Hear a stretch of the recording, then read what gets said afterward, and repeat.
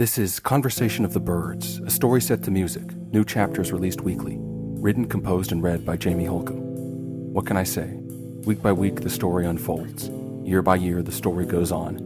What each one learns, another forgets, and the nature of the seven valleys endures. For each traveler, the road is reborn anew.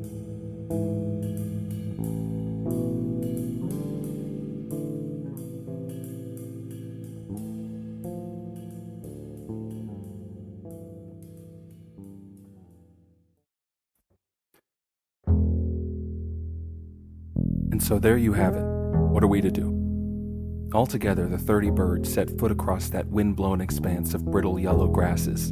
The legal pads are yellow. My father's house was full of them. I always longed to fill those pages. Approaching that purple mountain, and the mystery at its snowy peak wreathed in black storm clouds.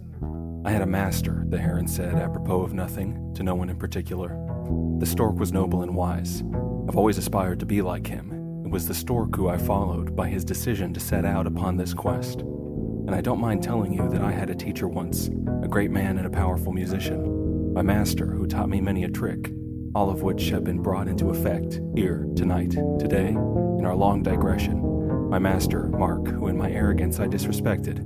I had to, in order to free myself of his influence, to set loose truly this force at work within me. I did insult him. Here I am. Whole, the heron said. How can I forgive him? It was the vulture who responded. I was a tenor then, you know. He never heard my true voice. I'll tell you, said the vulture. That little bird, fool that he was. He had something there. He had a point. They say it is a blessing, the stillness of nature, the equipoise of the widening blossom, the cosmic unfolding. You must let it happen. All of it has been necessary. Growing pains, the vulture mused. I believe, I see now, I understand. Though I doubt I could ever put it into words. The wild green pheasant let loose a boom of laughter. Perhaps he had thought of some joke to himself. The ibis shut his eyes. It's a secret. I never imagined that I'd make it this far, said the dove. Haberdaniel spoke up. I never imagined anything like this, not in the life of a lowly creature like me. It's true, you know, bats are the rejected children. Why else do you think they have to try so hard? I always knew, the hoopoe said. From that first moment when I heard the story as a boy, I knew. It took me quite some time to figure out how I was going to come here, to find my flock, my friends. It took me some time and an awful lot of miserable brooding, and here we are. Indeed, there they stood, 30 birds from around the world. They had congregated at the foot of that purple mountain. Only one way to go from here, said the hoopoe to the ibis, right? With those words, that pink leader stepped forward onto that mass of rock, and up they went, toe by toe, foot by foot. Our birds proceeded to climb that mountain. Like that he appeared. How he had managed to get ahead of them, to navigate that vast ocean, to cut clear across that secret forest, how he had flown to perch there among the rocks on that mountainside is a very simple story.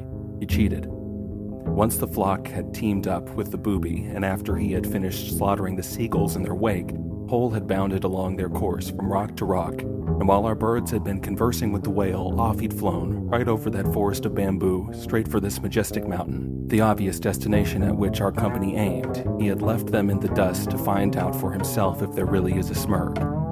If he were to discover anything up there at that snowy peak, he would kill it, all to preserve his view of the world. He had just gotten back from his lone adventure, and here he sat brooding in the rocks. The company halted at the sight of him. Whole, he said miserably. What are you doing here? The hoopoe said. The woodpecker went on sulking. He was truly disgusting now. The birds could see, in this long view of him sitting stock still. His wounds were all seeping a thick pus, every hole in his body black and green with disease. Slimy things wriggled through his muddy carapace. Yes, he was a monster now, horrible to behold. Be kind to him, a great voice said. He knows not what he'd do. In a rush of flapping, an enormous shadow fell across the flock, and every bird and bat let out one collective gasp. The Smurg, the heron stammered. The vulture hid beneath his wing. On the rock beside the dejected woodpecker, a great black bird settled down. His face and beak were of every color, bright yellow and orange, with red and green stripes and purple-blue inflections all about. Atop his head there rose a mighty casque, nature's crown, grown naturally from his beak. The hoopoe burst out into laughter of sudden relief, a special sound all mixed with terror and joy. Cousin, he balked, and it's true. All those kingly birds are related on one side, the hoopoe and the kingfishers. They are close relatives with the great hornbill, that magnificent bird said, and he bowed.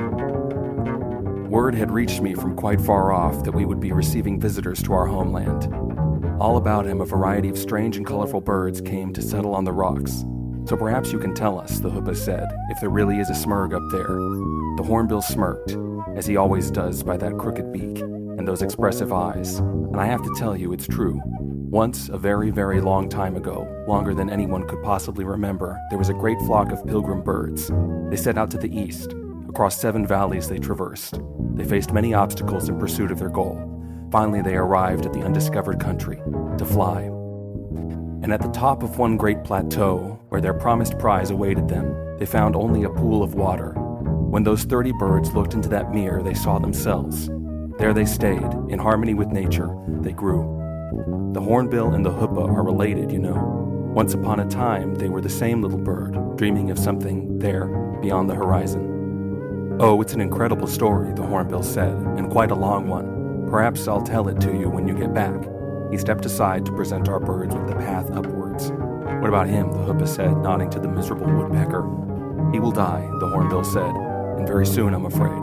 His wounds needed care. His journey has only made things worse. We'll look after him. Go, look, see for yourselves. With those words, the flock of strange and wonderful birds erupted into a flurry of color. A moment later, they were gone, and they had taken the woodpecker with them. And you know, even the heron felt sorry for that miserable creature. When I was a boy, 8 years old if I remember, my father took me with him on a business trip to Hong Kong. Along the way, we visited the island of Manila. He took me to the home of a strange man who I can't remember purely, so soaked he is in the impressions of imagination and further visions of tropical adventures, cloaked in figures from movies and other stories. I can't tell if he really was something like Dr. Moreau from his island of animal monsters, or if I merely made the connection later on. He wasn't at all terrible like that, but his house was a strange open-air court filled with elements of jungle. He was a nice man. And there, right into his house, there had flown the most enormous strange bird I had ever seen. The hornbill, the man said with a sly smile. He brings me my mail. I remember that experience forever. I wonder if that was really true. I also remember many other things about my father, strange secret impressions, a feeling I've always had. Bats, they learned to fly. By what ecological necessity? They had something to prove. But of course you'll laugh at such nonsense, the idea that an animal like that could have a soul. So much less than, aren't they, those creatures of the earth? Besides, there's no such thing anyway, right? All is an accident of stone, with some fire and stardust thrown in. What's amazing to me is that even our most hard-headed empiricists today still seem captivated by the poetry of that symbol, the star. Yeah, no shit. Reality is comprised of. That's not really the problem, America. We are all quite aware that our corpses contain carbon. You've made that abundantly clear. Thanks for using the zoom lens on your fingertips. Meanwhile, in the actual interior, the portal gapes wide. You're hurtling through it as we speak. What does all that prove? Said the cockroach to the spider. Promptly the toad consumed them both.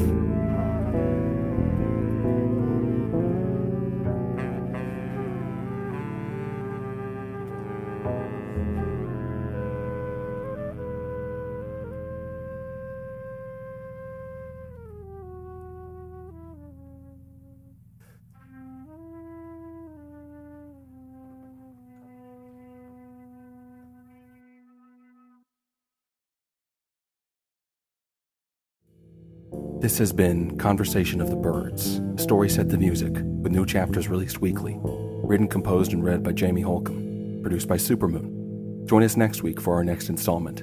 If you'd like to check out more from Supermoon, visit us on TikTok or at our website, gosupermoon.com. That's GOSUPERMOON.com. The quest continues next week.